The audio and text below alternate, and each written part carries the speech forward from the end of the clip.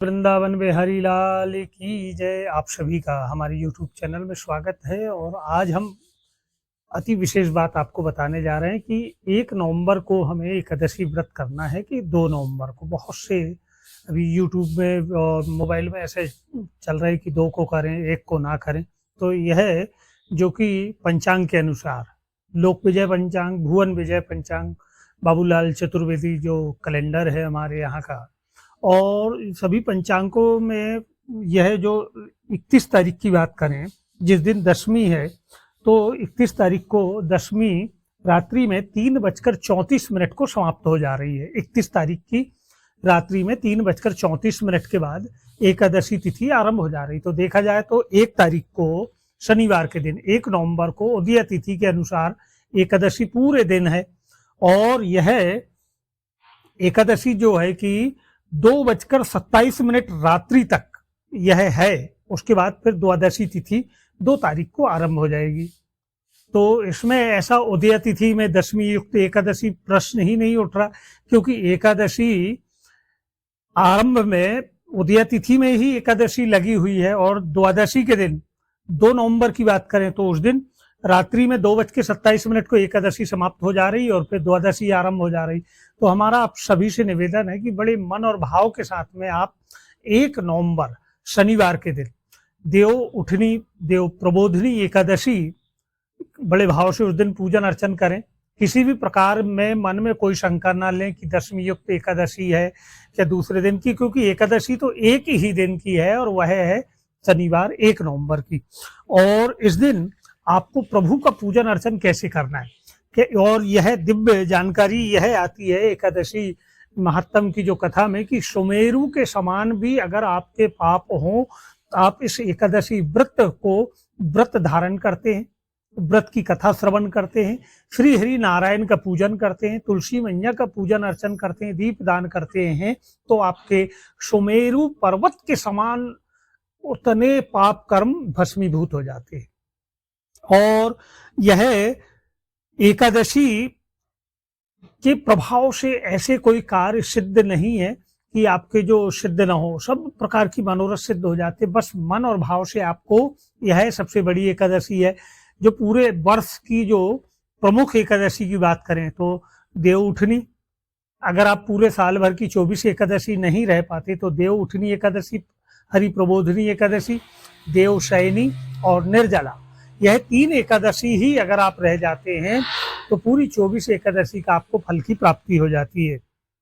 और जो इस एकादशी को पूजन करता है, पाठ करता है, प्रभु की कथा श्रवण करता है, मंदिर में दीप दान करता है, तो उसके पुण्य पर्वत के समान अटल हो जाते हैं और उसके 100 जन्मों के पाप नष्ट हो जाते हैं। जो मनुष्य हरि प्रबोधनी एकादशी को रात्रि जागरण करते हैं, उनकी बीती हुई तथा आने वाली 10 पीढ़ियां विष्णु लोक में जाकर निवास करती है और नरक में अनेक दुखों को भोगते हुए पितृ विष्णु लोक में जाकर सुख को भोगते हैं। ब्रह्म हत्या जैसे पाप भी इस एकादशी के प्रभाव से समाप्त हो जाते हैं। और जिस मनुष्य ने इस एकादशी के दिन व्रत नहीं किया तो उसका मनुष्य शरीर होना निरर्थक है, उसे तो पशु योनि में होना था। क्यों? क्योंकि प्रभु की यह पूजन जो है अक्षय फल प्रदान करने वाली है। कार्तिक मास में प्रतिदिन प्रभु के निमित्त पूजन अर्चन, दीप दान, कथा श्रवण, यह अनंत फलदायी है। एकादशी के दिन ब्रह्म मुहूर्त में उठना चाहिए, नदी, तालाब, सरोवर आदि में जाकर स्नान करें और फिर संकल्पित हो कि हे प्रभु, आज मैं निराहार रहूंगा, आपकी मैं कथा श्रवण करूंगा, मैं आज पूजन अर्चन करूंगा और मैं द्वादशी के दिन भोजन ग्रहण करूंगा, आप मेरी रक्षा करें, आपकी मुझ पर कृपा हो। इस भाव से आप संकल्प लेकर भगवान को बड़े भाव से प्रभु का पूजन अर्चन करना चाहिए। और यह देव उठनी यानी भगवान जो सोए हुए हैं उन्हें, उनका आप स्नान कराएं, पूजन अर्चन कराएं और उनसे प्रार्थना करें कि हे प्रभु, आप योग निद्रा को त्यागें और अब पुनः आप पालनहार हैं, यह सृष्टि का आप संचालन करें। और उनसे प्रार्थना करते हुए, क्योंकि भगवान जब यह एकादशी के बाद ही सारे मंगल कार्य होना आरंभ हो जाते हैं। तो श्री हरि नारायण की आराधना करते समय घंटी ध्वनि करें। घंटी अगर आपके यहाँ हो गरुड़ भगवान तो उनका घोष करें, मंजीरा बजाएं। शंख अगर हो तो शंख, दक्षिणावर्ती शंख हो तो उससे भगवान जी का अभिषेक करें। और शालिग्राम भगवान ना हो आपके यहाँ तो जो आपके यहाँ लड्डू गोपाल हो, कान्हा जी हो, उनका पूजन अर्चन करें। अगर कान्हा जी भी ना हो तो प्रभु की जो फोटो हो, प्रतिमा हो, तो उस तस्वीर की भी आप पूजन अर्चन कर सकते हैं। और कार्तिक मास में जो बिल्व पत्र से भगवान का पूजन करता है उन्हें भटकना नहीं पड़ता। तो यह कार्तिक मास में भगवान श्री हरि नारायण को बिल्व पत्र भी अर्पण कर सकते हैं। अब इसी में कदम्ब के पुष्प से अगर हम पूजन श्री हरि नारायण का करते हैं तो उसे यमराज के दुख प्राप्त नहीं होते, समस्त मनोकामनाएं भगवान उसकी सिद्ध कर देते हैं। इसी तरह अगर हम प्रभु को गुलाब के पुष्प से भगवान को अर्पण करें, उनकी पूजन करें, तो भगवान बड़े प्रसन्न होते। बकुल के, अशोक के फूल से भगवान की पूजन करते हैं तो अनंत काल तक शोक से रहित वह मनुष्य हो जाता है। और जो भगवान विष्णु का पूजन सफेद और लाल कनेर के फूलों से करता है तो श्री हरि नारायण बड़े प्रसन्न होते हैं।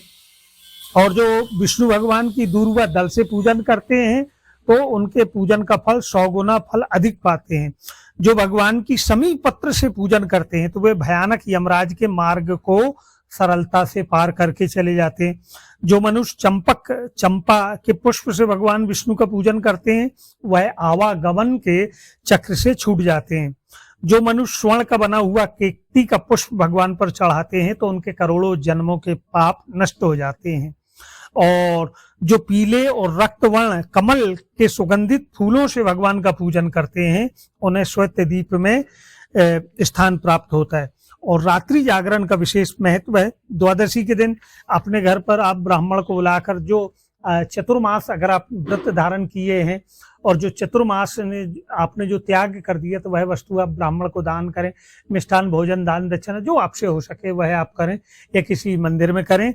और इसमें विशेष शक्कर का दान, अगर नमक आपने त्यागे है तो शक्कर का दान करना चाहिए। जिन्होंने नित्य प्रति मंदिरों में दीप जलाए हैं कार्तिक मास में तो उन्हें स्वर्ण या तांबे के दीप में बत्ती घी वाली बनाकर उसे दान करना चाहिए। और हरि प्रबोधनी एकादशी व्रत जो मनुष्य करता है उसे अनंत सुख की प्राप्ति होती है और वह अंत में स्वर्ग को जाता है। तो यह दिव्य जानकारी आप और लोगों तक भी भेजें और बड़े भाव से आप निसंकोच होकर मन में किसी प्रकार का भ्रम न ले। शनिवार 1 नवंबर को एकादशी व्रत करें, श्री हरि का आराधन करें, तुलसी विवाह करें। और आप हमारे चैनल को आपने सब्सक्राइब नहीं किया है तो इसे सब्सक्राइब करें। जय श्री राम।